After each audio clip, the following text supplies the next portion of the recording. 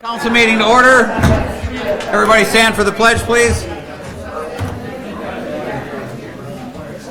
I pledge allegiance to the flag of the United States of America and to the republic for which it stands, one nation, under God, indivisible, with liberty and justice for all. Clerk, take the roll. Morissette? Yes. Alms? Here. DeZiel? Here. Weber? Yes. Did I say it wrong again? Atkins, Hoggett? Here. Hall? Here. And the mayor. Mayor? All right, we start out with public hearings. Public hearing on resolution 01-20 to amend City of Hudson's floodplain ordinance chapter to include the downtown floodway study. It's a public hearing. Is there anyone here who would like to comment on this? Anyone who would like to make a comment? Anyone who'd like to make a comment? Move to close the public hearing. Second. Motion and second to close the public hearing. All those in favor? Aye. Opposed? Motion's approved. Discussion and possible action on resolution 01-20 to amend City of Hudson's floodplain ordinance chapter to include the downtown floodway study.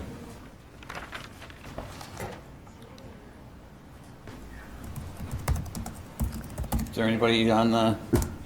Oh, David. Hello.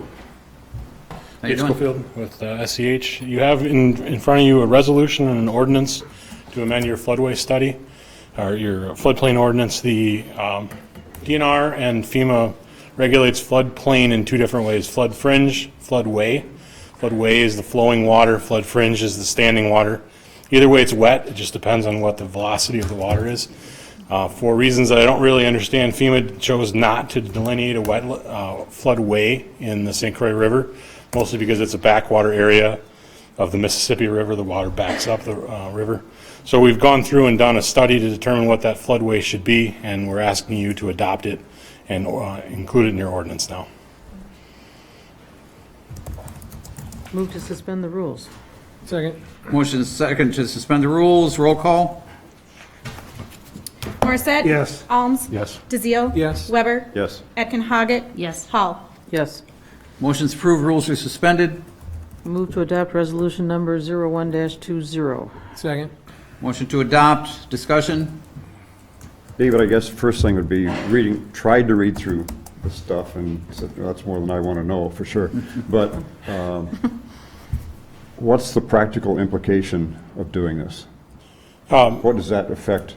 Yeah. How does that affect the city in any So way? it's very difficult to develop any sort of structure in the floodway. You have to, it's almost impossible, let's put it that way. So any sort of a development, a public bathhouse, a concession stand, anything like that cannot be constructed in the floodway. Flood fringe, there are things that you can do. You can elevate the structure, you can elevate the land around the structure. And so it allows the areas in the flood fringe to be developed as long as they meet the remainder of your code. I think of it this way: the ordinance and the FEMA regulations set aside a speed limit on the interstate. You have a speed limit on the interstate. You say you have to comply with this, but they haven't actually posted the miles per hour that you have to comply with. And what we're doing here is we're posting that miles per hour. We're saying where's the edge of the floodway. We'll treat this as floodway from this line to the west, treat this as flood fringe from this line to the east. Does that, is this a better definition of the flood fringe for us than we Yes. had previously? This, prior to the adoption of this, anything in the flood plain should have been regulated as floodway. So it's much more restrictive. The previous, prior to this enaction, was a much more restrictive ordinance. How does this affect any possible development on the end of the dike? The far end of the dike is located within the floodway. So we would not be able to Correct. put any facilities? Not. Correct. Yeah, I want to hear that. Were you finishing that question? Not able That's to? yeah. Yeah, if you look in the there's a map that's attached. Because you're aware of our vision for that property, right? I understand, yes.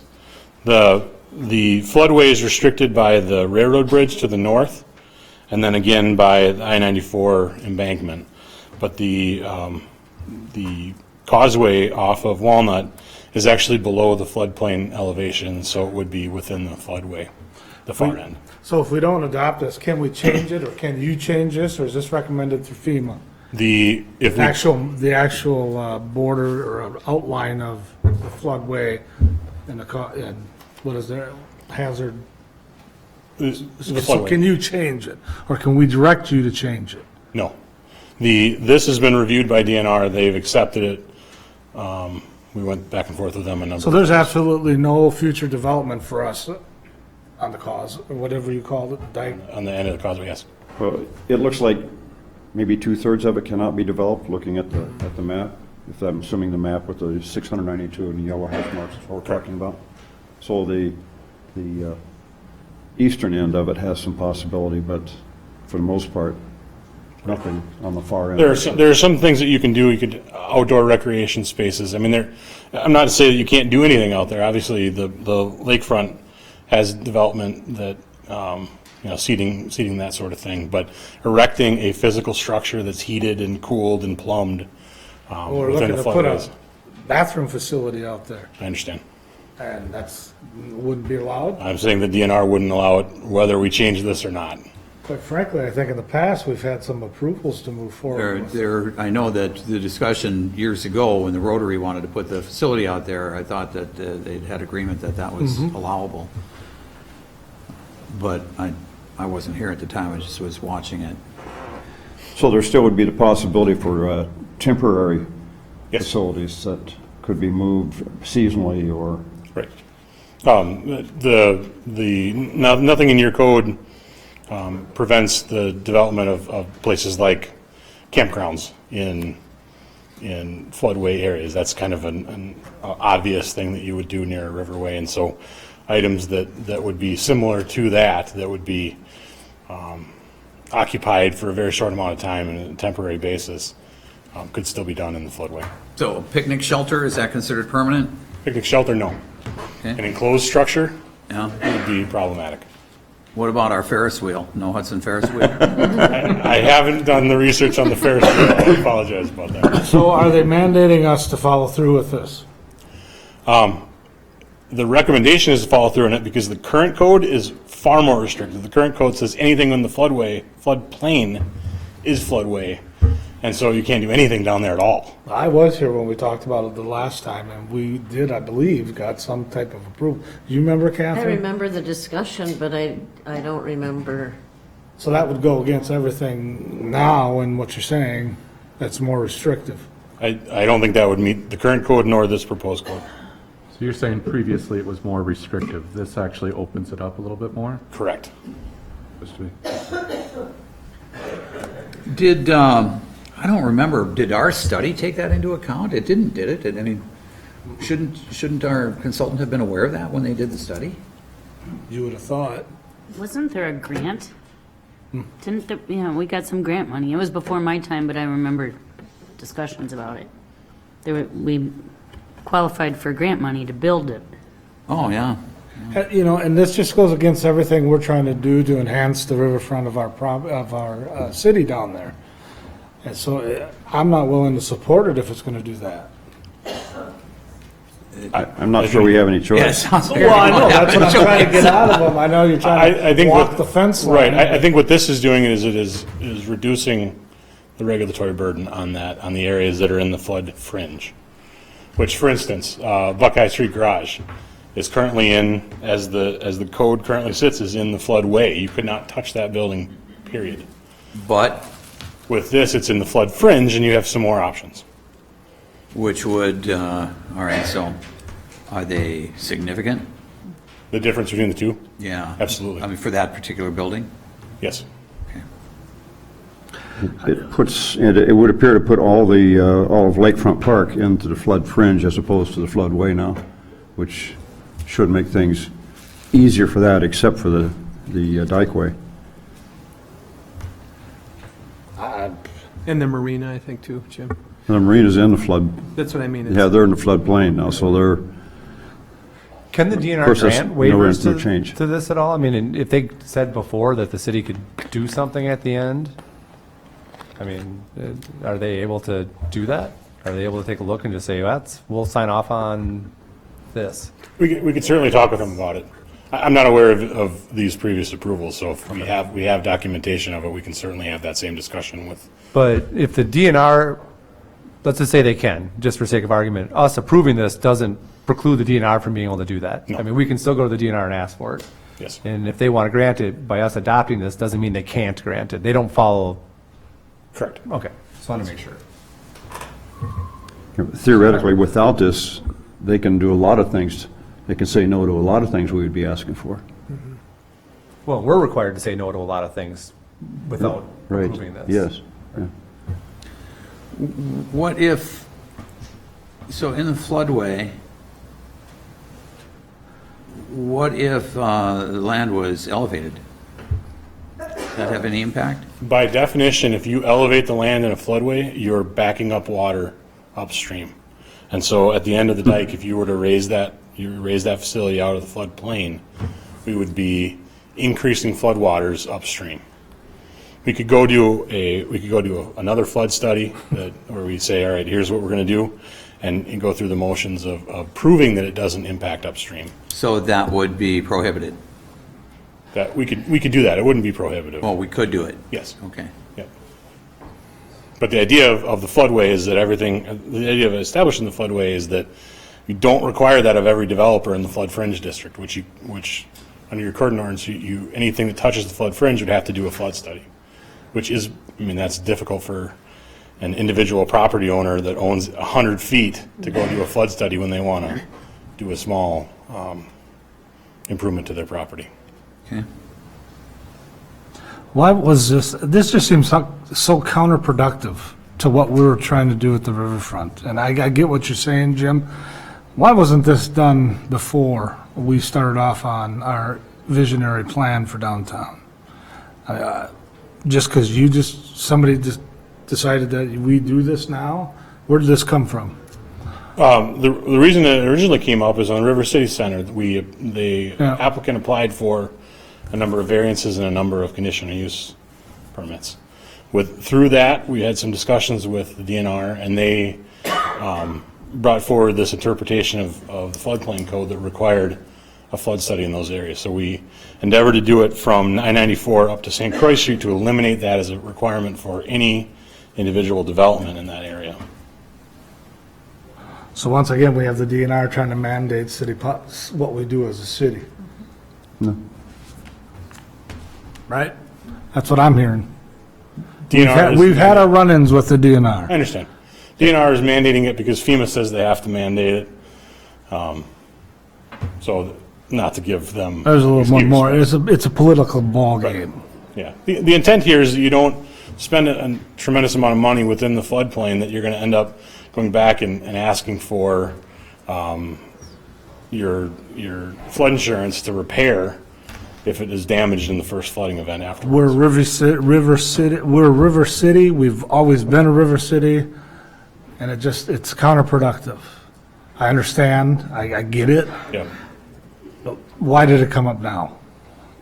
And you obviously just answered that. So, not trying to shoot the messenger. I It was don't, kind of. No, I don't know if it's counterproductive, because it sounds like it gives us a lot more freedom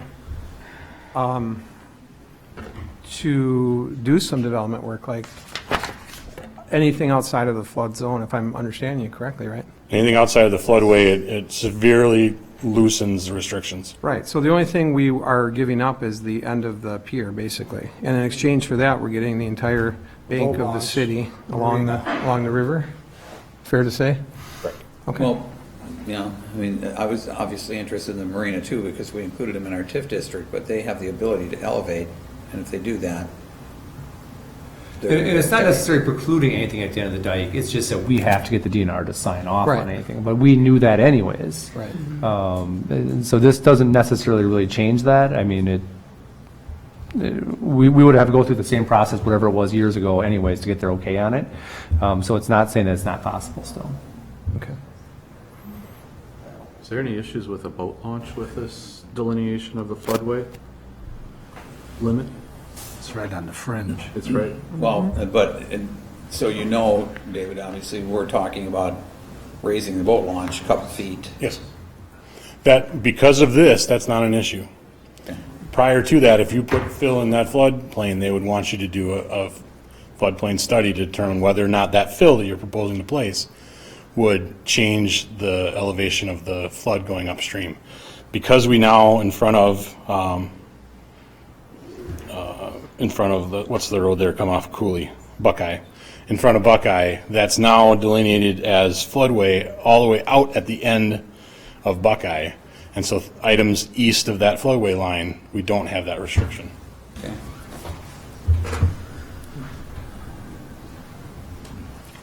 All right, anybody else? I'm sorry, do we have a motion?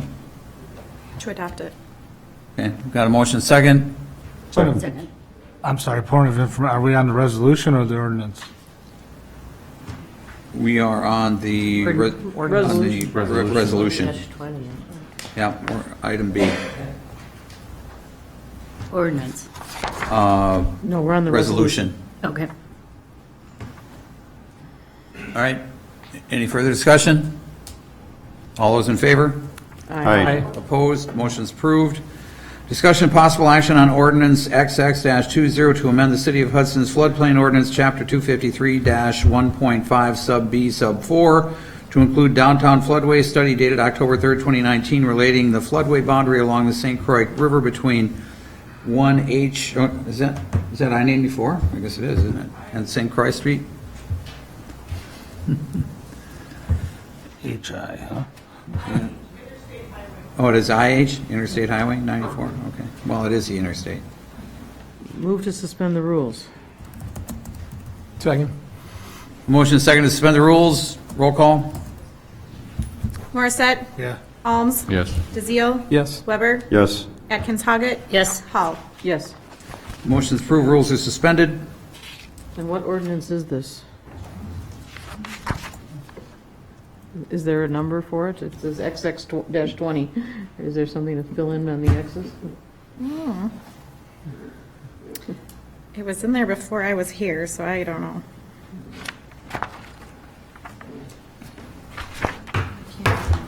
Kathy? Well, you can adopt it by the Yeah, title of it and that's then fine. assign a number to it. Okay. I don't know what number. Move to adopt an ordinance amending the City of Hudson Municipal Code, Chapter 253. Is there a second? Second. Motion is second. Discussion? All those in favor? Aye. Aye. Opposed? Motion's approved. Thanks, David. Comments and suggestions from citizens present. This item on the agenda where we give people a chance to talk about anything they would like as long as it's not on the agenda. And please take into consideration brevity and don't be repetitive if possible. Does anybody have anything to say? Any citizen comments? Any citizen comments? Any citizen comments? Hearing none, we'll close that portion of the agenda. Consent agenda. Approve the meeting minutes from the February 3rd, 2020 regular council meeting. Approve the claims in the amount of $15,563,943.64. Approve the regular operator's license application as listed on the issue sheet. Approve the LOE from Bolton Menk for final design of Vine Street and Carmichael Road improvements related to the Bella Rose development. Approve LOE from the Bolton Menk for topographic survey and property boundary determination for the old fire station property at 222 Walnut Street. Approve the City of Hudson 2019 new housing fee report. Approve the concessions agreement with the Hudson Boosters for the operation of concessions at Grandview Park. Authorize the city engineer to prepare the plans and specifications and advertisement for the bids for the 2020 street maintenance project. Approve the purchase of used 96-inch Toro mower in the amount of up to $16,000 with funding from Public Works Equipment Capital Fund. Approve free parking for the mayor candidate forum. Can you Hold pull that that item. one?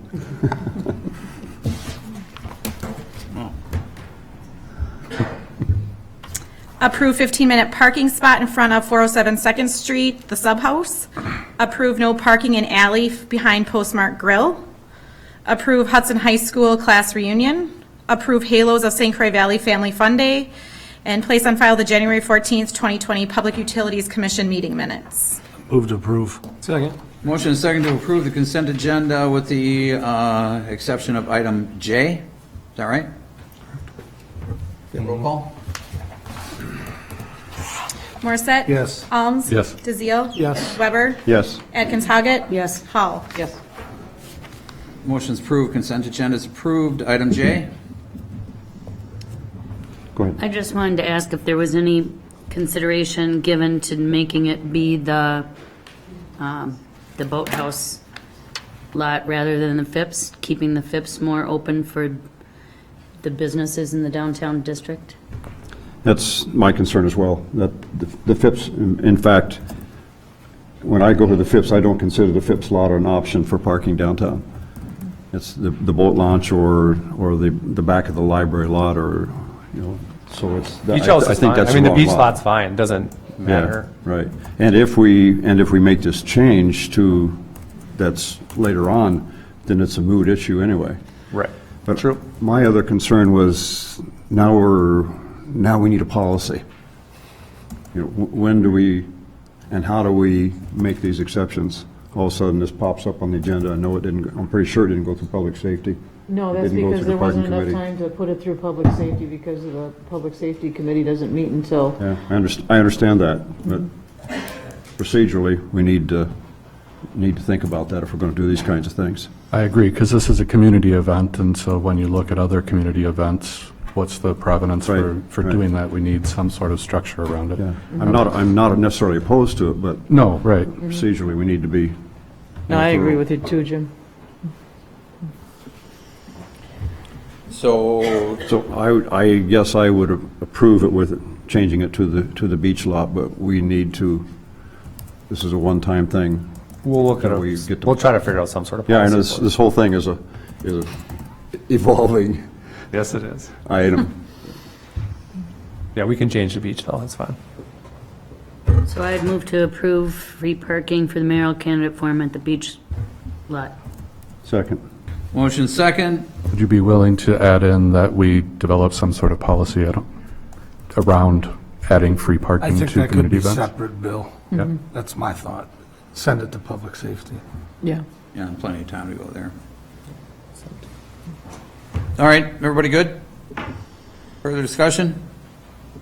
All those in favor? Aye. Opposed, motion's approved. We are going to accommodate the group that's here for, are you all here for the personnel policy?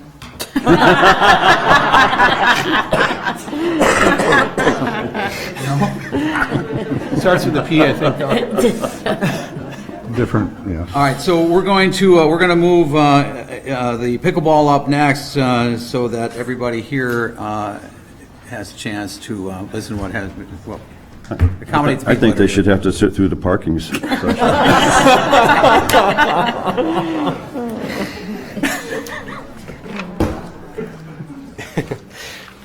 Pickleball. here. Pickleball. All right, let's chat. So, in front of you tonight is a agenda item to designate land at Grandview Park for the construction of permanent pickleball facility. It's in front of you tonight at Grandview based upon a couple of different things. There was an option to go down at St. Croix Meadows as part of that development, but seeing that the development down there is taking a little longer and we really don't know quite how that parkland is going to lay out, the Pickleball Association reached out or was contacted from Paul Anderson about constructing pickleball courts at Anderson Park with some funding available there. We did have an open house meeting with the local residents, adjacent residents there, and there was kind of an overwhelming support from the adjacent residents to not build them there and to direct the park board to look elsewhere within the park system. And so the park board directed staff to look at other areas that would accommodate this number of pickleball courts that the association is requesting. And so the only logical spot with enough parking, restrooms, so on and so forth would be Grandview Park, which was kind of looked at 3 years ago. And so we're back up at Anderson Park. Grandview Park. And in the packet was a memo drafted by the board chair to myself and the city, if you had the time to review that. So the area identified is actually in the northern side of the park, just north of the current baseball fields. They're requesting to raise funds and construct 8 right off the get-go. And so the required distance for 8 is approximately 288 feet. And then they're also looking at the possibility of adding 4 in the future based upon usage, so on and so forth.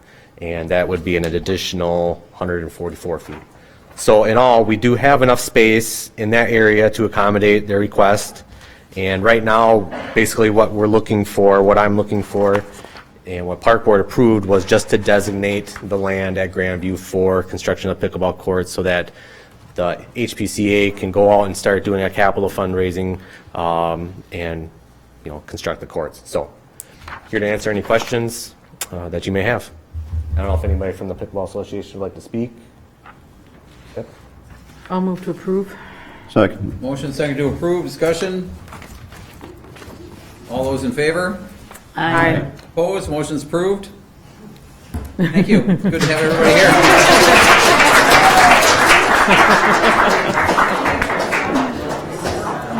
You could stick around for the personnel policy. That was easy. Yeah, it was. Yeah. The crowd shows up and cheers after 2 seconds. That's the best sort of crowd. They're here, they don't say anything, they just clap and leave. Yeah, you do not get enough of it. Has so many people say, I don't want to talk. That's what I'm saying. They're going to happy hour now.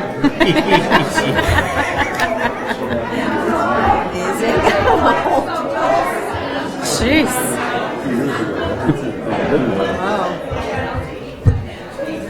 All right, I wanted to I think it was before my time. tell your friends to quiet down. Yeah, they're good at gathering. They all flock together. I wanted to recognize the Boy Scouts that we have in here with us tonight. If you guys would come forward, bring your sponsors forward as well. Okay, come up front, please, you guys. Boy Scouts, come on up. All of you. And your sponsors, troop masters, whatever you call them. Come on up. He's going to give you a pin. Yep. Here you go, man. You don't have to blush. Good to see you, man. How you doing? See ya. You got another one? Gentlemen. Good to have you here. You're supposed to go up front.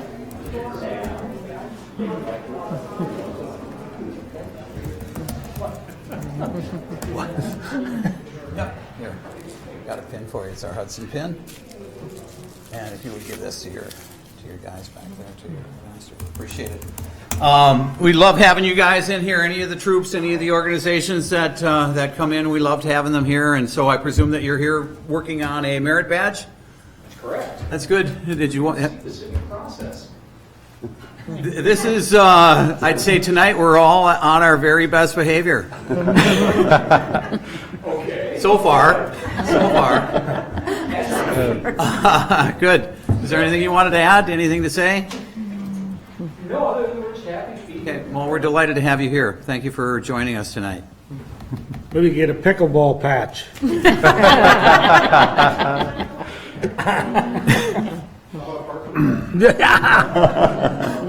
Doof. Not for you now. Things turn really quick. It was, but we're getting down to it here in a little bit. All right, discussion of possible action on a, I'm sorry, we're going to go to the parking. We might as well do that now. So, approve the parking advisory committee recommendations. Randy, does that come from you or Aaron? It's up to you. Okay, so the Chamber Subcommittee that is looking at parking had brought forward a list of recommendations, which is attached to the memo. The Public Safety Committee reviewed those, and honestly, most of these are very common sense. They make sense. It's a good idea sort of things. So the only items that are really I think, major sort of policy changes that are recommended is to allow for 4 free hours of parking in the Beach lot, in the Williams lot, and the angled parking on First Street north of Vine, which is roughly 161 spaces. And then the other one would be the Harbor lot, which is actually just that little side kind of alley lot off of the Williams lot. Change that from 8 to 3 hours, which does only make sense. It's really just an extension of Second Street. So changing that little corner lot or little strip alley lot from 8 to 3 hours. Then obviously the other one would be raising the ticket prices from $7 to $15. So the other items, like I said, I think are just, they kind of make sense. I don't know that they're definitely very controversial or anything like that, but obviously the big policy change is the 4 hours for free parking at Beach Williams and the angled on First, and then the raising of the ticket fee from 7 to 15. So that's the recommendation from Public Safety. As you can see, staff recommendations, none. It's not that we don't really have a recommendation, it's just that we can't really give a solid recommendation at this point because we have really, just a few months worth of data on it. And as I noted in the note I sent today, is that in our first month of enforcement, we found out, as we figured we would, there's always some sort of issues. We did find some issues with some false tickets occurring at some of our permit lots, and then also a couple issues within the app, but those have been addressed now, so those are out of the way. But with that, from a staff point of view, it's hard for us to really say what impact this will have, because we really only have a few months worth of real enforcement and revenue coming in. Now, Mike did send out kind of the revenue year to date, where we're at with things. Note with that we did have free parking over the holidays, but people still voluntarily paid. And during that process sometimes, so you can see we did have revenue coming in, or if people stayed longer than the free parking allotment, those sort of things. So you can see what the revenue is, but again, we don't know, as far as staff goes, what impact this would have as far as revenue wise. I think everyone's stressed with this that the goal is not for the city to make money. This is technically an enterprise fund. It needs to be self-sufficient. It can't be supported by tax dollars. So it needs to be able to pay for its own operations. It needs to be able to pay for the equipment that we purchase for it. It needs to be able to pay for the staffing required for the enforcement of it.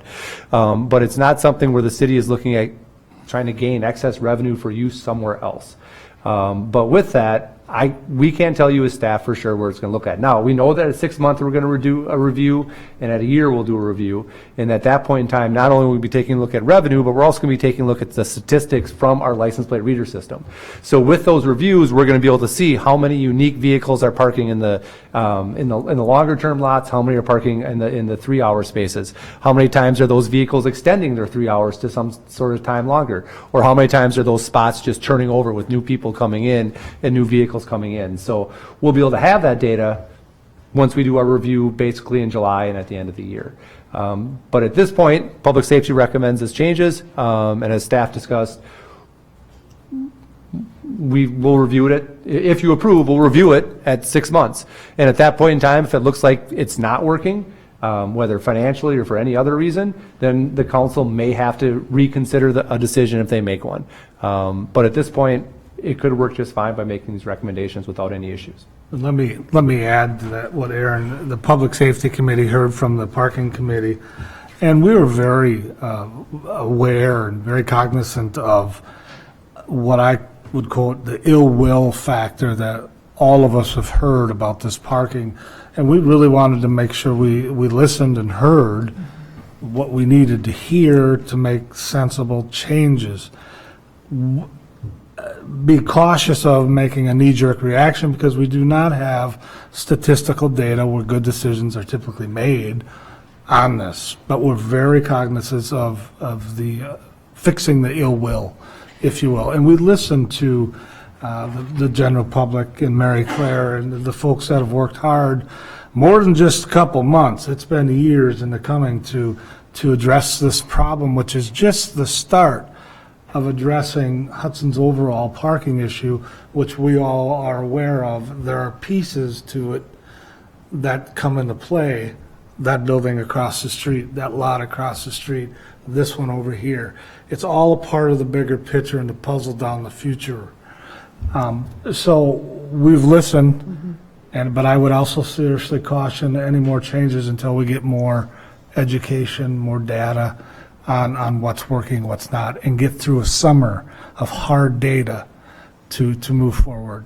Yeah, I don't like making all these changes because we do need to see how it's working, but we need to support the downtown businesses, and right now, with all the feedback that we're getting, I've got concerns about the downtown businesses and want to make sure that people aren't avoiding downtown because of the parking issues. I'm sorry, was there a motion? I will move that. Well, I do want to move it, but I also want to hear from the folks that might have something to say as well. Let's get a motion. So I will move to approve the changes as they are. I'll second it. A motion and a second. All right, is there anybody else that would like to comment? Are you asking for us or for the, Well, Randy was kind of pointing to the audience, so I'm Okay. kind of looking out that way, but I don't see anybody jumping off, so go ahead, Jim. Thank you. I'll come up here. It's always got to be somebody to go first, right?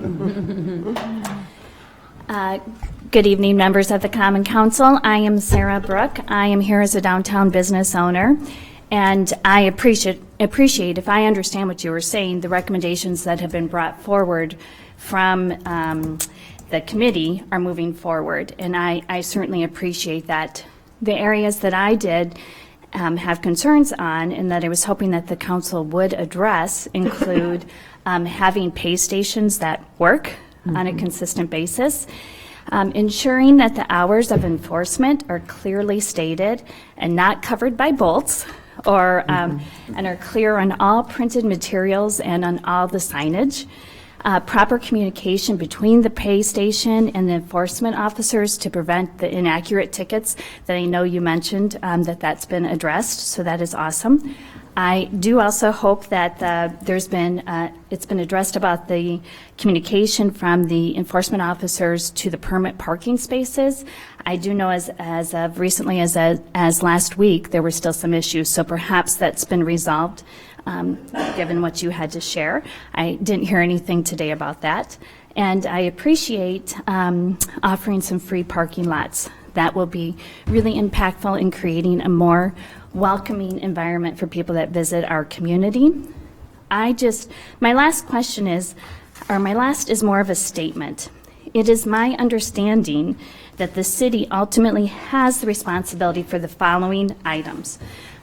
Ordering, determining, and paying for our current pay station systems, implementing the new parking system and procedures, and ultimately, it is on the city to determine how we're going to move forward.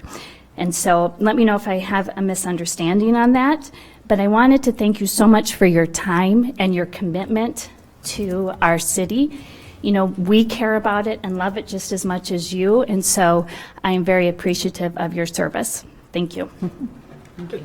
Aaron, I think we could tick off some of her questions that she might have on that, Sarah. I don't know if you wanted to, as far as some of the technical issues that were addressed at our meeting about signage being redone, reordered. Yeah, so part of this will be, if the council approves one of the things as far as the confusion part will go, is that we'll basically have two zones. Everything is almost going to be one zone, and then we'll have one basically long-term parking lot, which is the Wells Fargo lot.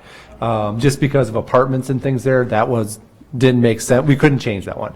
So it'll be very simple for people. Especially if you use the app, or even on the pay stations, for the most part, you won't have to worry about it. We only have one zone. It'll make it nice and easy for that part, so that'll be easier.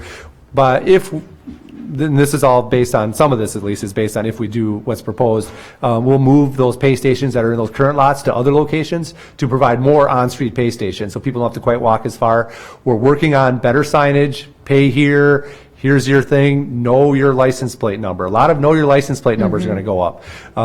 Lighting as well, so solar lighting above all the pay stations to make it easier to see, things like that. So there's a lot of these things that we recognize rolling out in the middle of winter with icy sidewalks and dark all the time made it really difficult, and it helped to flag some of these problems. So a lot of that was discussed at Public Safety, that we are moving forward, getting all those things addressed once the council approves. Did that answer? A lot. What about timeliness? So it will take some time to update the software. So, you know, we, as far as enforcement goes, we'll recognize this as an enforcement way that we're going to enforce this way. But as far as like the software and some of that stuff goes, it'll take us about 30 days or so to get all that updated from the change. And Mike may cringe that it's more than that, but I think we can do it in that. But the signage, as soon as we know for sure what's happening, will be ordered and up right away, which will be definitely less time than that. I don't know, Mike, how long I think it'll take to get it, but as soon as possible, we'll be getting all this out. So especially by the time, hopefully the weather stays nice in spring and all that, everything will be up and clearly marked and signed and running correctly. We should get a communication piece out. Yep, So and we're going to work when with the that is chamber done- on a communication piece. They had talked about they wanted some better communication pieces. We'll work with them on whatever that would be, and then we can definitely have our enforcement officers handing them out. Because basically what our enforcement officer's goal really is to educate. So what we're having them do now is really walk around a lot, help people at pay stations, try to answer questions, help download apps, things like that. So we're hoping that, you know, a lot of these things will help with that, but within the next 30 days or so, it all should be up and as a council approved. So, yeah. Yes, sir. Hi, thank you guys, council, for listening. As a business owner downtown, Name and address, Eric please. Rayleigh, and my wife Carol Rayleigh owns Dick's Bar and Grill. One of my biggest concerns, and I appreciate you guys approving some of the changes that you have, but as a business owner and having employees, First Street used to be open parking and free. Now it's not. If you're an employee downtown, you can buy the pass, but you have to park in these certain lots. Well, for my servers and bartenders at 2 in the morning to walk alone to these outlots, it's scary for us. I would hope that you guys would look into considering possibly making First Street available for downtown employees to buy the pass and be able to park on First Street again. Because I've got employees that come in at 6 in the morning, wintertime, it's dark. I have servers, bartenders. You know, that's asking a lot for these gals and even guys to walk alone in the dark at night like that. I have a lot of other issues with the whole parking thing. You know, it's affected our business. I see it on Facebook every day. People straight up, if you look at the word of mouth in Hudson and other sites, which social media is a major part of our life now. I see it every day where people say, I will not come downtown because of the parking and the paying and 8 o'clock at night. We have people that don't come in for the happy hours anymore at 5 o'clock because they have to pay. Saturday, we're not getting breakfast people in the mornings because they have to pay. You know, I know we have a parking issue. I get that. But you're killing downtown right now. And there's many, many small business owners that I've spoke with that feel the same way, and not all will stand up. You know, and if I have to be the one that everyone shakes their head at, that's fine, but you're killing us. We're already struggling. There's members on this council that own businesses. You have to see the effects, because we are. You know, it's not just Dick's Bar, it's not her, it's all of us, because it's not only confusing, but again, you took away the opportunity to park for 15 minutes. You said we didn't raise the price. Well, technically you didn't. But I can't park for 15 minutes. I have to pay 50 cents for an hour. And then I have to pay 30 cents in an app. And I don't have a debit card. So half the meters I can't even plug with quarters because they don't work. These are brand new machines, but they don't work. Well, I'm told we'll use the app. So I have to pay 80 cents. So I'm paying 30 cents on top of 50 cents for an hour. And I only need to be there 15 minutes because I'm grabbing Dragon Pearl or whatever. No, you didn't raise the price, but you're basically holding us. You did raise the price. You know, it's frustrating. People are not wanting to come downtown anymore, and that hurts us. And I know it's been a struggle for years. You guys have been working on it. I understand that. There's got to be something done. But you need to help us out down here. And this is killing us. You know, and the statement that was made on Facebook about we didn't increase the amount of spots was a lie, because First Street was free. The fire lot was free. All these spots were free. Now all of a sudden you can't park anywhere downtown for free. You want people to come into town? I don't want to turn into Stillwater, I'm sorry. And in the summertime, to charge on the weekends, this is when your people are here, you know? There's other issues to address. Look at the Grand Duchess. They bring 300 people into this town that park downtown, that do not shop downtown. You may get 3 or 4 people. Look into things like that, of possibly moving them up onto the hill and taking a van and getting their tickets up there so they're not taking those 150 spots up.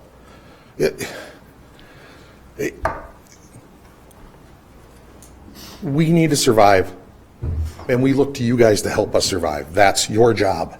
That's what we put you in office to do. And we're willing to work with you as long as you're willing to listen to us and work together and possibly create a parking council of owners, business owners, council members. Put us all together on a council that we can sit down and go, hey, this is working, that's not. We need to do this, maybe we should do that, you know? What have other communities done? You know, River Falls pulled all of their meters. I have multiple friends that are business owners. Their business has gone up since they pulled the meters in downtown River Falls. You know, Stillwater's opened up 750 free spots. You know, there's a lot of places that are realizing that when you do this, it's choking out the business. And this is a beautiful river town, especially in the summer. You want people here on the weekends, but when you're charging on weekends, people don't want to come down. So I'm sorry if I'm rambling on. I just wanted to say my piece. I appreciate your time, and I appreciate you guys listening. Thank you very much. Thank you. Appreciate it. Anybody else?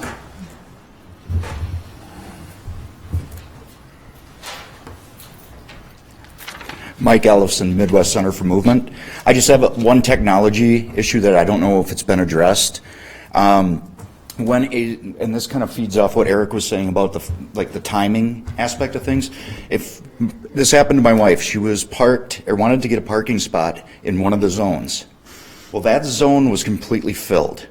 So she parked in an empty spot, but she wasn't able to access a spot in the zone because the timeline was the person probably, let's say they put it in for 2 hours, but then they left in a half hour. The rest of the zone is full, and she can't park.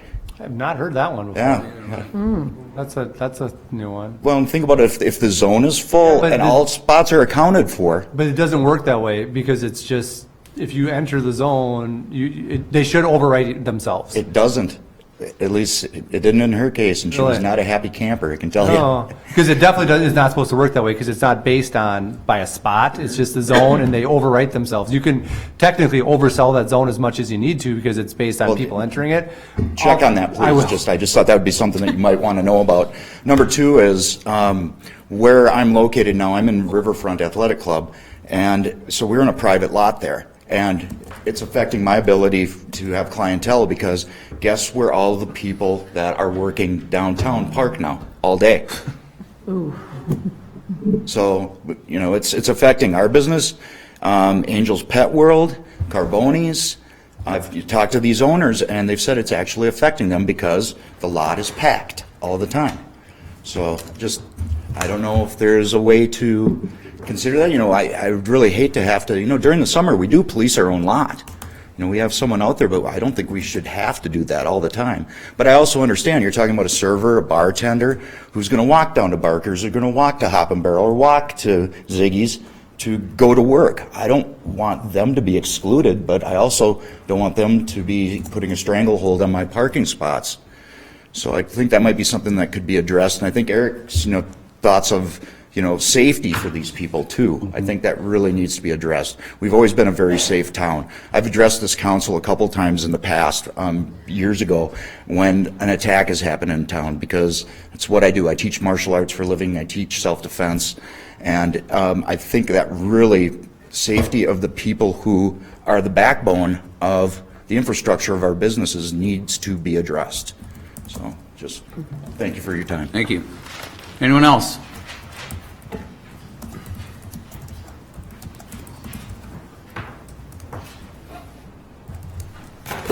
Hi, I'm Art Doyle. I'm a building owner at 607 2nd Street, and I also own Art Doyle's Spokes and Pedals in Hudson, Wisconsin for 36 years, which I'm very proud of being in downtown for this time.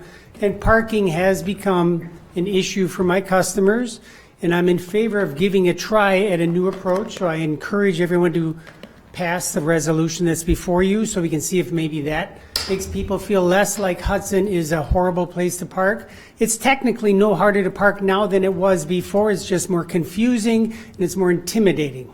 So if we can deconfuse and de-intimidate, I would like that a lot.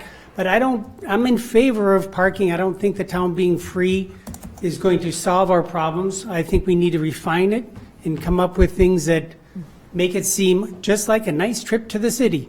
I mean, in the city, stuff like this has been around a long time, and the first time I used it, it was confusing, and it's a bother to walk half a block up to the meter and then back to your car. But, sometimes it just makes life easier, and one of the things that this is easier about is the fact that if you want to change, you can change it pretty easily. So I encourage you to take advantage of the flexibility that was part of this system and one of the reasons you incorporated it, and experiment with making the town seem friendlier and more nurturing, because my customers are a little uptight about it, and I don't like that. So I agree with Sarah, and I agree with the owner of Dick's, and I don't know everyone else's names, that it could be refined, and the town's busy. We need more parking spots. Parking garage. Okay. Remember that, because just what we're doing right now is just putting off a problem, and that's still a lack of parking. And that definitely is brought up to me by my customers nearly every day. All right? Thank you for listening, and I do appreciate all the work the city council does, and I encourage you to pass the resolution before you to see if it makes things any better. Thank you. Thank you. Anyone else? Anyone else? All right, discussion here. Anybody? We got a motion second for us. I'd like to see this come back down to public safety and possibly talk about structuring some kind of parking committee. We're gonna talk about that in a minute. Okay. So we got a motion second. Discussion. Yeah, I have a couple comments. Several of them have been addressed. But one thing on the signage, it's got to be at eye height, and not necessarily standing there, maybe sitting in your car, eye height, and putting them signs 7 foot tall. It just doesn't work for a lot of people. So that's as a real miss on our part. So we really, for the education process, we need to do that. I'd like a better explanation on change parking zones to 2 zones. I'm not sure. I think I understand that, but I'm not clear. Well, because if we're going to make the Beach House and William lot 4 hours free parking, so basically those lots will be 4 hours and you got to get out. There's not going to be pay stations there. There's nothing going to be like that, or it's going to be the permit parking only. So those don't need to have their own zones anymore because there won't be machines there. Basically, they'll only be monitored by our license plate reader. So basically what happens is when our enforcement vehicle comes through, it electronically chalks the tires. And when it comes through later, if you've been there more than 4 hours, you're going to get a ticket. There's not an option to pay. There's nothing like that. It's not. We can't do it that way. Or if you're a permit parker, you're fine. You can stay there. So really, we won't need all these kind of individual lots anymore, where it's the Williams lot or it's the City Hall one or whatever. Everything's going to be 3 hours. And that they can all be whatever the one zone number is that we use for everything. But the Wells Fargo lot is going to remain the one where you can technically park there up to 8 hours. And with that one, it is just with the apartments there and some of that usage and things like that. Yes, there's permits and things, but we weren't able to switching that one would have been a real issue. So basically, you'll have a code if you're going to park in the Wells Fargo lot, and you'll have a different code to park everywhere else in town. So just those 2 is all you'll have. Okay, good. The third item was, I just was looking at the data report, and I was impressed with it. I like it. I like the showing the coinage versus the credit. I think that's important. But the question that came to mind is, I remember when I came onto the council 6 years ago, that there was actually a significant amount of money flowing in through the parking fund, and that decreased over time. And would be really interested in seeing when we get some decent data that you compare it to our history. Yep. Not just last year or before we started, but go back and look at it historically and see Where's the balance now? Okay, we'll make sure we do I think that. that would be very interesting to see how effective we've been with this whole process. The last thing is I'm going to call it the elephant in the room, and that's the safety issues we talk about for downtown employees. And then we also talk about downtown employees being a impediment and blocking up our private lots. We need to look at how that's done. We really, if we could manage the downtown employment situation, a lot of our parking problem is going to go away.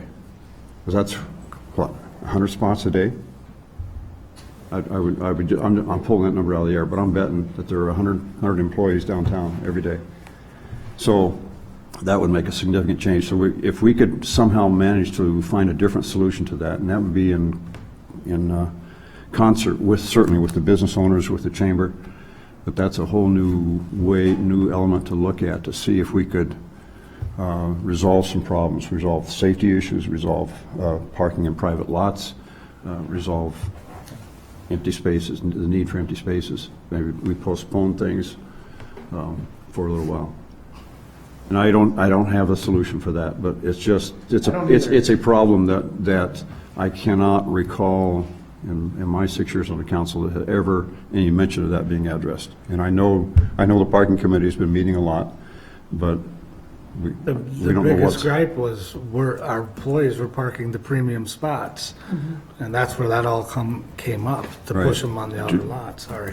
Yeah, which creates some safety issues and pushes them into private lots, so it's. Do we think that this change, or does anybody else think that this change could affect that or impair that? Because right now, those lots are not permit only, but. They're permit or 8 hour, so I don't think it'll have a negative effect on that at all. I mean, yes, you may see more people maybe want to go out to those lots to save the money because you get to park for free for 4 hours. But we don't know for sure. That's the answer. I mean, could it? Possibly. I don't think it will, but could it possibly have a negative impact? Yes, and we'd have to take a look at that. If we start finding out from our permit parkers that they can't find spots in the permit lots anymore, then we're going to have to revisit this and try to figure out how to address that. Because this motion is just one permitted parking lot, or it's permit and 4-hour parking? Right, permit and 4 hours. So if 4-hour parking. It's Beach and Williams would be permit and 4 hours. Right. So if that gets filled up with Wells Fargo free. is also a permit lot, but Right. that doesn't change. But that's only permit in the Wells Fargo lot? No, at the Wells Fargo lot, you also have the option for to the pay. 8-hour parking as well. Got it. We're just not changing the Wells Fargo one to free 4-hour. Only the Beach and the only change we're making is the Beach and the Williams would turn to allow for free 4-hour parking. I think we need to clearly read each of these 7 points for the general public to understand what we're voting on and what changes are going to affect them. Sure. Sure, we can do that. I mean, the first one was these are the recommendations for the Public Safety Committee, is to develop consistency between the online parking information and printed materials.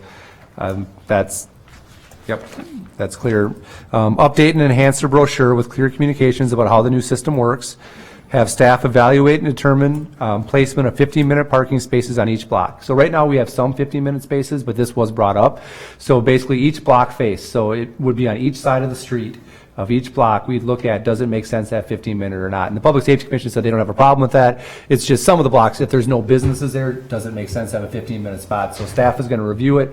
We'll bring back a plan basically to public safety showing all the proposed 15-minute spots. We have a number already, another one we just approved tonight, but we'll make sure that there's enough on each of the blocks to allow for that. I don't want to have to pay for, half-hour parking or whatever. I'm just going to come in for the free 15 minutes if it's available. Allow 4 free hours of parking in the Beach House lot, in the Williams lot, and the angled parking on First Street, north of Vine Street, and erect the appropriate signage, and this would add 161 free 4-hour parking spaces. Change the Harbor lot to 3-hour metered parking. That's that little side alley lot off Williams, which is 8-hour right now, but is more appropriately looked at as 3-hour. Relocate the pay stations from the Beach House lot, the Williams lot, and First Street to other locations downtown to help save that walking distance to the different pay stations. And then change the parking zones to 2 zones. Basically 1 zone for all the 3-hour parking, which is pretty much everywhere, and then 1 for the Wells Fargo lot, which is the only one that will be permanent 8-hour. Oh, and then the last one, sorry. It doesn't read that way, the motion that's in front of me. Which one? It says one for 3-hour parking spaces and one for permit parking. Technically, yes, but it should say Wells Fargo permit parking, sorry. But because the other two lots will not have pay stations, there won't need to be a zone in those or anything like that. Right, I understand So- that, but it just. Yep, so to clarify, the permit parking will just be the Wells Fargo. That will have its own zone.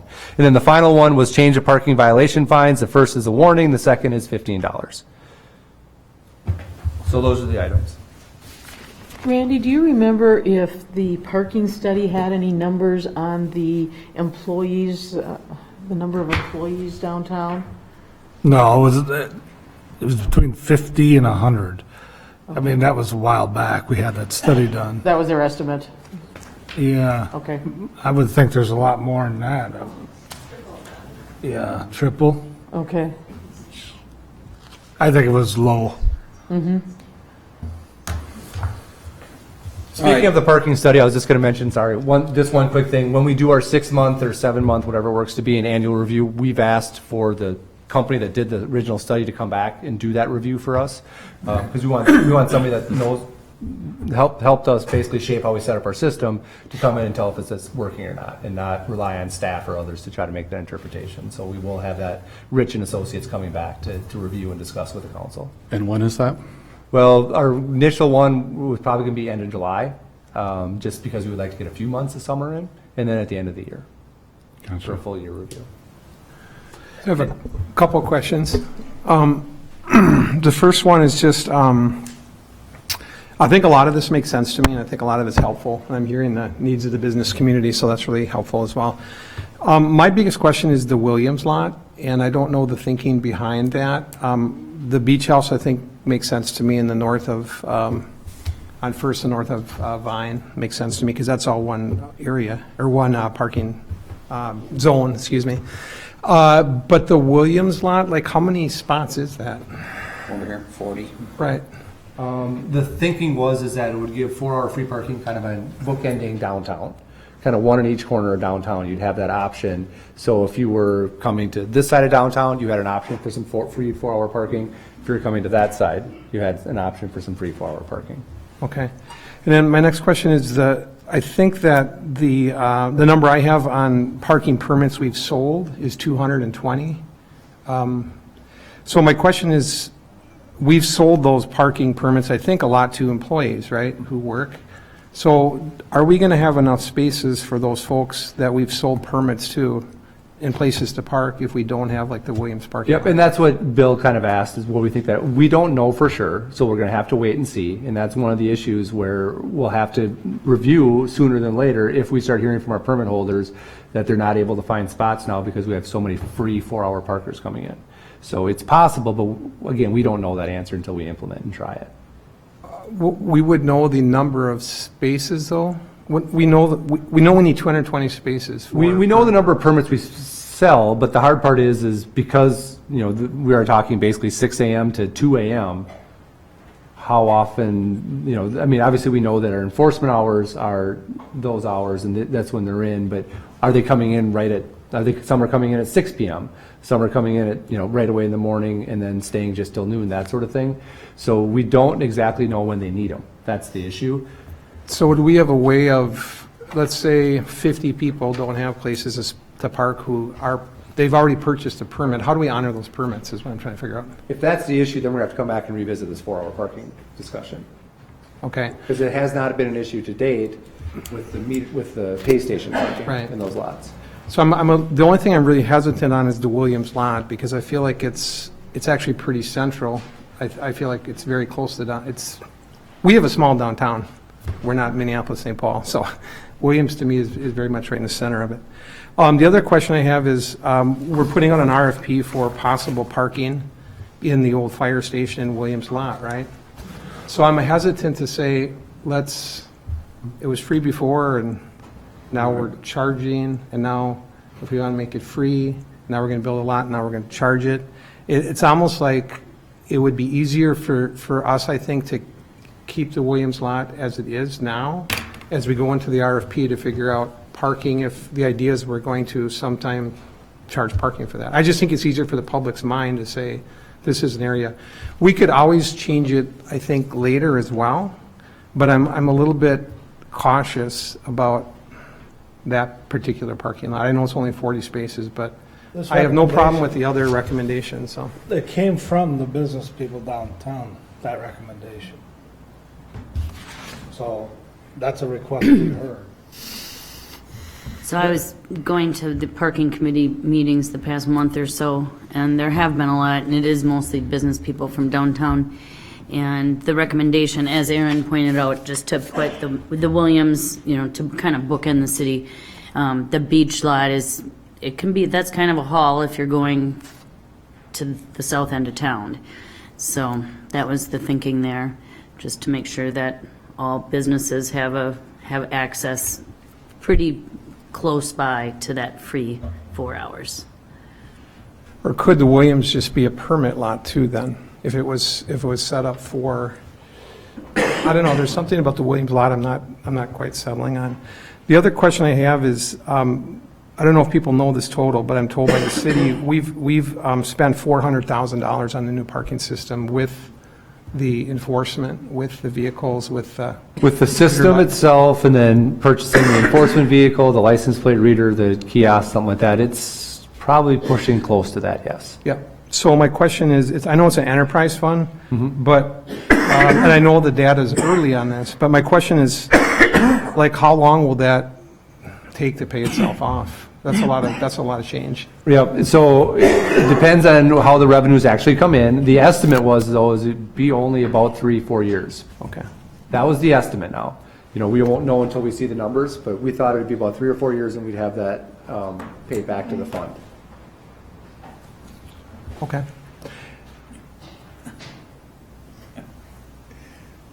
Jim, we're going to vote.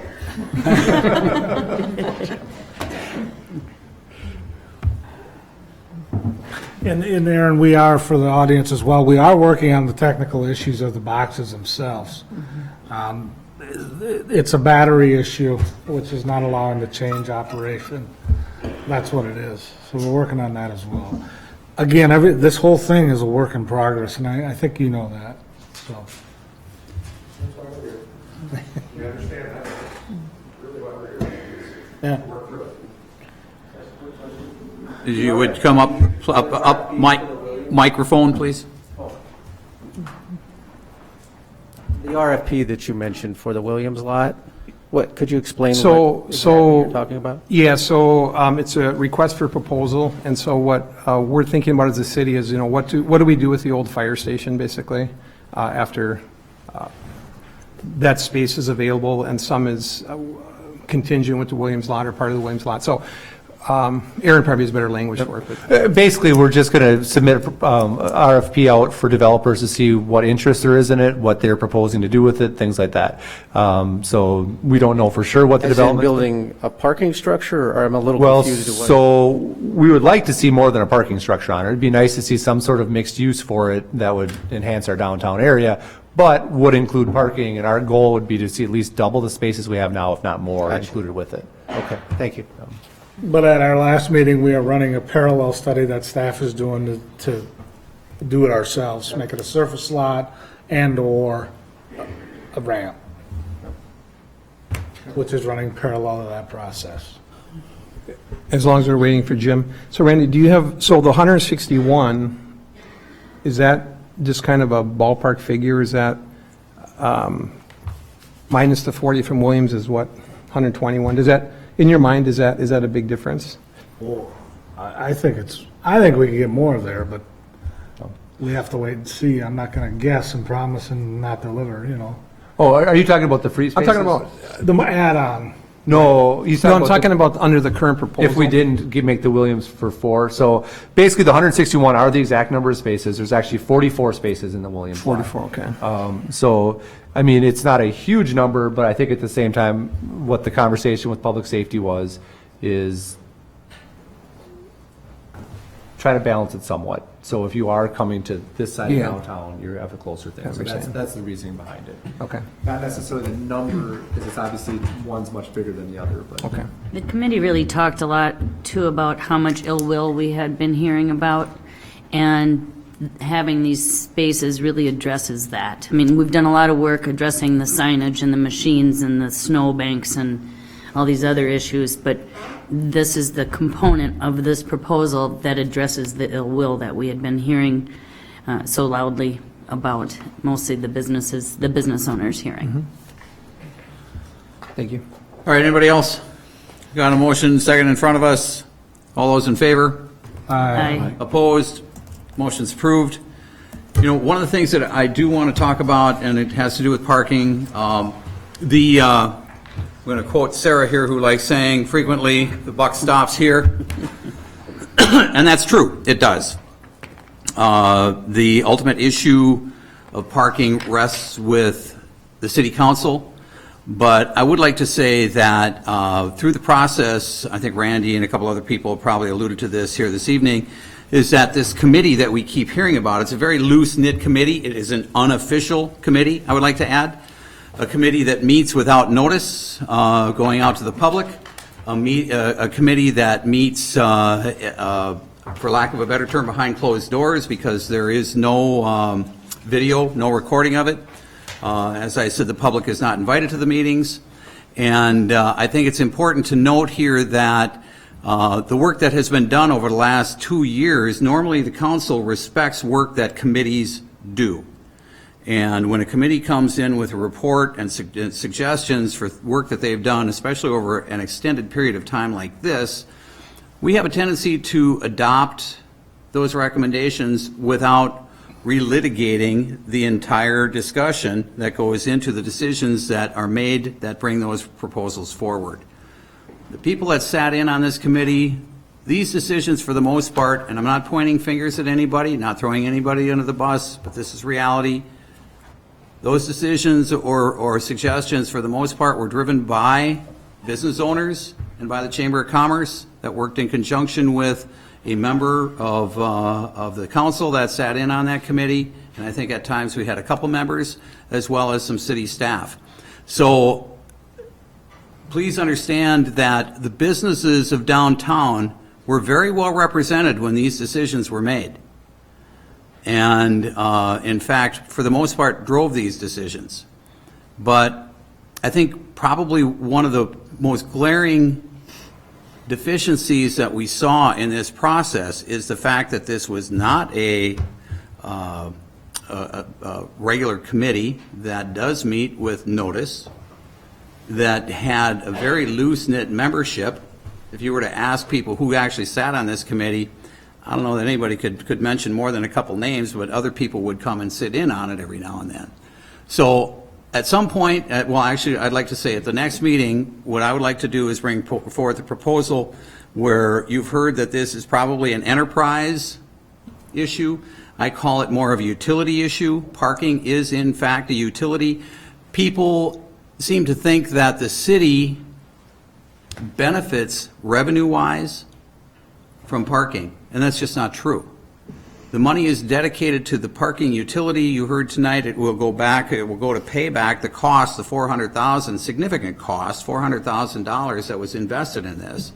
That does need to be paid back. The money that comes in from the meters does not go into the general fund, will never go into the general fund unless this council makes the decision at some point in time that it will. So this is, it's more or less a standalone utility without being constructed that way officially. So I would like to bring forth a proposal in the not too distant future that would create a utility, at least having the discussion that we would create an official utility. It would be an official body that would have appointments coming from the citizenry as well as from the businesses downtown, and that those meetings would be noticed just like any other meeting. They would be open to the public, and they would be taped so that they could be viewed online. And I think that that might help solve some of the issues that we have, especially for accountability with respect to the decisions about parking going forward. And of course, that group would also probably be looking at the Williams lot and the Wells Fargo lot for future potential growth in parking. I hate to say this, but parking structures perhaps, and something that we ought to be looking at. Anyway, it's my 2 cents on that. Anybody else comment? Would the utility still operate under the guise of the common council? Yes, that would be just like our public utilities, or public works utilities, or water, sewer. Okay. So, but that would be my proposal, but obviously that would be at the discretion of the council, how they'd like to see it constructed, if, in fact, they would like to see it constructed at all. On behalf of the committee that has been meeting, I'd like to just say that I think they would all concur, and that's been discussed at that level as well. That it's a great idea to recognize them and put them into the part of the process. They're the ones that have their thumb on the pulse of the parking. It's their businesses and. Right. Okay, moving on. Discussion possible action on a development agreement between the City of Hudson and Hanson Brothers. Can't read that. It's at 12, XII LLC, St. Croix County, parcel number 236-2001-02-050. Good evening. Mike. I'm here, right? So what you have in front of you is a really basic development agreement. As the council may remember, December 16th of this past year, the council approved the Carmichael Ridge commercial development, kind of immediately adjacent to Target and the old Family Fresh building. With that, obviously, all the development standards through the final plan, master plan, and plat, those were already established, so they're not, laid out in the development agreement specifically because they're already recorded, and are part of the plat and the master plan and run with the land through the CUP. So what this really does is the mechanism for which we provide, or the developer provides, the financial security for all the public improvements that are included, so streets, water, sewer, things like that. In this instance, the developer has already provided a $900,000 cash surety to the city. So we have that in place, which again is meant to cover the costs of those public improvements. And then at the end of it, we retain a percentage for a warranty period of 14 months. So I know that's quite a bit, but any questions? Move we approve. Second. Motion is second to approve. Discussion. All those in favor? Aye. Opposed? Motion's approved. Discussion of possible action on City of Hudson's personnel policy. As discussed before, I think most everyone was here for that part of the conversation. Paul was, okay, so I'll quick fill in that one. Okay, so I think as I discussed in my memo, basically in looking at our current handbook versus kind of some state and federal requirements that we should have in a policy, also implementing or putting into a policy what our practice has been personnel-wise when we talk about things like overtime, things like that. This was kind of bringing all that together with our joining of the League of Wisconsin Municipalities Insurance. They provided us the legal assistance with this by one of their attorneys. So I worked extensively with one of the league's attorneys. So the league signs off on it, our insurance signs off on it. Kathy now signs off on it. As I said in my email today, she had some additional wording to make some very clear about the at-will status and things like that. So to stress, it doesn't really change anything. It doesn't add any new costs. It doesn't add any new benefits, anything like that. It just basically brings us in compliance with the necessary laws and puts into writing what our actual policies and practices are. Move to approve. Second. Motion second to approve. Discussion. All those in favor? Aye. Opposed? Motion's approved. Discussion on mental health issues. So with this one, I wasn't sure where the council wanted to go. This was brought up for inclusion on the agenda at last meeting by Council President Hall. And it has been something that, as I mentioned, was on the agenda before later last year that we kind of pulled off at that time because Jeff had mentioned that he was sort of trying to work and support with the school about possibly what they were doing in relation to suicide and teen suicide and things like that. So kind of at this point, I wanted the council just to kind of just have a discussion and give staff some direction. What, if anything, do you want the city doing with this? I mean, some of the things that were discussed as far as what the city offers for our employees and things like that. I mean, that's that's what it is, and I can explain that. That's not a problem, but anything outside of that, generally what we're seeing out there are partnerships. So you're seeing your counties partnering with your schools and possibly the cities and nonprofits to see what are they doing and offering. I know that in Hudson, our YMCA is doing some things. And so actually we're looking at partnering with the YMCA to provide mental health crisis training to our employees.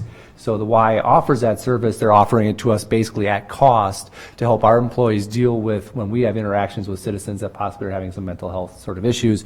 I know that the library has already been offering some I guess, informational sessions from experts on this issue. They've had one event already, and they're working on more now. So if you go to the Hudson Library page, you can get some information on the first event they did, and then also some of the future ones that they're looking at doing. I know that in looking out there, we did a little research. You know, in Minnesota, there's some things that are going on with police departments and cooperations with the state that might be coming here. I know the governor has brought this up as one of his issues, is kind of mental health things and like that. So we could be seeing more things coming from the state that we could partner on. So there are a lot of things already happening that the city's either directly involved with, like the library, or we're trying to assist with, like with the PD and the schools, and then potentially more that we can be doing, such as the YMCA offered. Chris just actually offered it out today, I think, even their information about not only the programming that they do, but also the training that we're going to look at partnering with them for our staff. As far as our staff goes, we have an employee assistance program for our police officers already. We don't have one citywide, but we are going to implement one. That was part of our personnel policy update, was looking at what we offer for our staff for assistance programs. So we are going to be either going through the company that Jeff works with, or our insurance company, Preferred One, also offers an EAP for our employees. So that'll be getting rolled out very soon as well. You know, clearly with our health insurance, there's coverage for those sort of you know, mental health coverage and things as part of our policy, but we are looking at what we can do for the employees as well through our EAP. So there is a lot of kind of things going on already. I guess I'm just trying to look for, is there more that we're looking for out of the city to be doing, and then some direction so we can do it. Well, I brought up that as a council, sending some letters to the people at the state and the federal level, recommending more support for mental health issues, and I still think that that's a good idea. Also, I thought maybe, or thought that an employee satisfaction survey might be a good idea to do, so that we can identify areas that where there might be some stress to the employees, and should be dealing with. Those are the ideas that I had. Well, Chief, I'm sorry. Chief? Yeah, I just wanted to mention that about 90% of my agency is trained in crisis intervention training, which how to respond to people in crisis. The only folks that haven't been trained yet are the brand new officers that are still in training. But as soon as training comes up, we're sending all those officers to that. And then Aaron touched on the EAP that we have. I would also like to just mention that I did find out from our local representative, Shannon Zimmerman, that a bill did just pass the House regarding additional funding for additional mental health facilities in Eau Claire. So it'll be going on to the Senate to see what happens with that at the state level. So we are making progress. I know that especially in this area, the chiefs of police have been all over our representatives to try and get some more facilities in this area. So we are working on it. The state is aware of it, and every state and community has really put this at the forefront of what they're trying to do. So. And I should stress, what we're talking about from the why the training program would be for like our office staff, because we do have a lot of interactions here at City Hall with people that are having issues sometimes. So that's what the training is focused on, is kind of our general office staff people, and even other employees, public works, things like that, who are out in the public that may recognize and see something happening, knowing how to identify it, deal with it, who to call, those sort of things. So that's the police are definitely covered on that part. This is more for the other employees that don't have that, maybe part of their job description, but it is something that we're all unfortunately dealing with. Well, Where did this, and not to be insensitive to the topic, but is it an issue that the city needs to address? Or are you talking about the unfortunate situations that's happening in the school district? I'm talking about the suicides that have happened and the general issues with mental health. If you talk to Chris Cost over at the Y, one of the biggest issues in the area are mental health issues. And so I brought this up because I felt that it's important that the city just discuss, is there a way that we can, what can we do to improve things and make sure that we're doing everything that we can on this issue? Yeah, it's a great question, but I don't think we can answer it. The school district's their own policy issue, but we can be there to support them. And then, like you had said, write the letters, which he just said passed. Yeah. And I work on the CJCC for the St. Croix County, which is the Collaborative Community Justice System, where we are trying to find that mental resources for a bed, like Jeff's talking about. Those things are in I think, is that what you're talking about, Jeff? Partly that, but I don't know if we can legislate anything. No, and if that's what you're getting at. No, I'm trying to get at, all right, what is being done, which, I wasn't aware that you were even working on that. So so that's good that we've found that out. And then having Aaron give us an update on what's going on with things. I think that it would be good to have the employees getting trained on how to handle these kinds of issues, because they do have people coming in here that may be difficult to deal with. But and wanted to get an update on what's going on and whether there are additional things that the city could be doing. Okay. I'd like to add to the EAP that just to make sure that I didn't know that it wasn't citywide yet, but when it does that, we get that information out there. Lo and behold, my company had an EAP program. I didn't even know about it until I needed to see some. Rollout will be an important part of it, and actually part of it we've just started our first safety committee. So we'll have all the departments represented on our safety committee. Now a lot of that focuses a lot of times on like accidents that happen and kind of our either workers' comp side or our OSHA side of things, but it also is going to have an area that would be the EAP kind of focus, more the wellness and the general things like that. So through that committee, we're going to be able to get it out to make sure we get out to all the employees. And no matter which provider we choose for it, they are going to come on site multiple times to do group and one-on-one, if necessary, rollout of it, so everybody knows what it is, what it means, what they can use it for, things like that. Fantastic. There's a mental health action team that's primarily a combination of St. Croix and Pierce County, the people that are involved in those agencies there and the hospitals. And there are some other, Mary and I happened to be on it as we were part of a physical action team.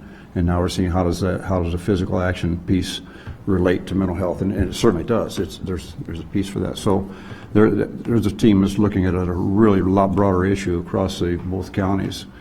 So it might be, I'm just trying to think of the best way that maybe have someone contact you and see reach out to me. How does it fit? So, more info about how we can possibly participate more directly. That'd be great. Because I don't understand a lot of the stuff they're doing. Sure. I mean, these are people who are professionally trained in the field, and I'm not. So we try to see how do we fit. Yeah. But I'd like that. Please do that. But yeah, that's another possibility. Okay. All right.